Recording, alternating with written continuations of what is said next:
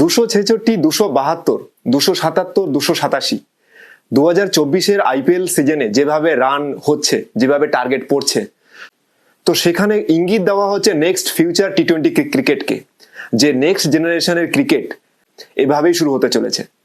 শুধুই সানরাইজ হায়দ্রাবাদ খেলছে সেটা নয়, প্যাট কামিন্স কোথাও না কোথাও ইঙ্গিত দিচ্ছে যে টি-20 ওয়ার্ল্ড কাপে তাদের ব্যাটাররা, তাদের প্লেয়াররা কিভাবে খেলতে চলেছে টি-20 world cup.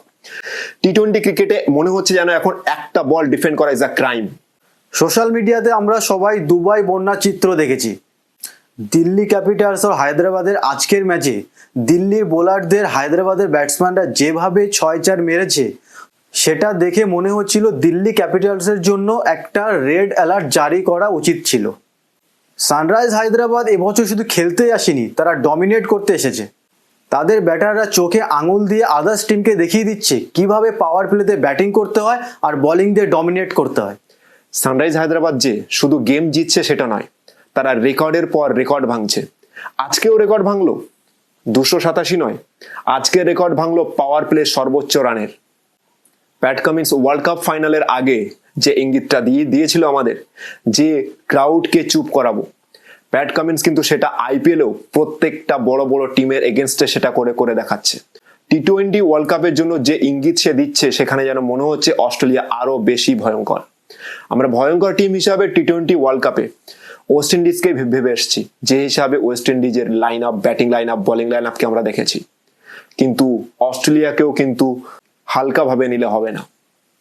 Australian ব্যাটাররা Travis head আজকে যে হিসাবে, আজকে কিংবা লাস্ট কিছু গেমে যে হিসাবে তার পারফরমেন্স দেখালো, তো সেখানে তার গেম দেখে ক্রিস গেইলের গেমকেও ভুলে যেতে ইচ্ছা করবে।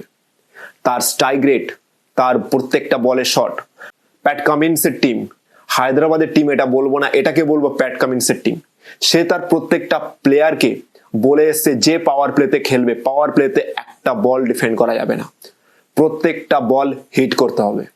প্রতিটা ম্যাচে ওয়ার্ল্ড কাপ জয়ী ট্রাভিস হেডের কথা তো উঠে আসছে, কিন্তু আমাদের কাছে এমন একটা প্লেয়ার আছে হায়দ্রাবাদের, ইন্ডিয়ান অভিষেক শর্মা। হ্যাঁ, অভিষেক শর্মা কিন্তু প্রতি ম্যাচে তার স্ট্রাইক রেট যদি দেখা যায় 200-250-এর ওপরে যাচ্ছে। আজকেও সে আইপিএলের ইতিহাসে সব থেকে কম বলে হাফ সেঞ্চুরিটা করে ফেলতো।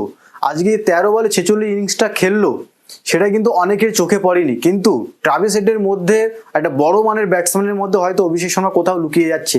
কিন্তু আমি বারবার বলছি, অভিষেক শর্মা কিন্তু ইন্ডিয়ার ফিউচার, অ্যাজ আ টি-20 স্পেশালিস্ট খুব ভালো খেলছে।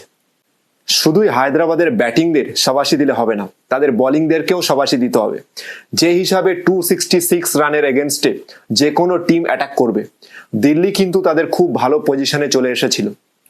সেখানে নটরঞ্জন আর ভুবনেশ্বর কুমার যে হিসাবে গেম কন্ট্রোল করলো, ঋষভ পন্থের মতো একটা বড় হিটার মাঠে থাকা সত্ত্বেও তাকে হিট করতে না দেওয়া, এটাও কিন্তু একটা ইন্ডিয়ান বোলিং কোয়ালিটিকে খুবই বেস্ট ভাবে দেখা যায়।